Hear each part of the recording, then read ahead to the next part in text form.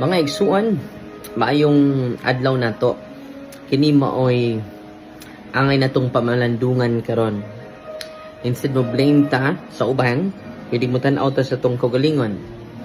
No, matud pa sa panultihon, vote buying is the seed from which larger corruption grows.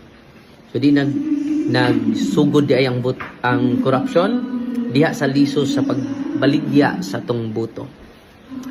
Nya padayon, once a mandate is purchased, accountability is sold.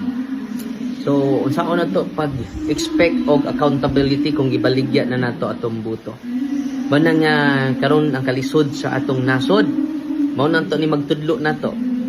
Mga nanay, mga tatay, ayaw na ninyo ibaligya inyong boto. Nya karon November, hapit na ra ba? Magdungan ta. Kung inyo yung dawaton, isurrender ninyo ang inyong ebidensya. Kaya hinaynayan ang file. Kaya naman tayo na-filean. No? Ato ning gibuhat, dili kay napunguta. Ato ning gibuhat, dili kay nagdumuta. Gibuhat ni nato, tungod jud sa gugma sa atong nasod, tungod sa kaluoy sa atong nasod.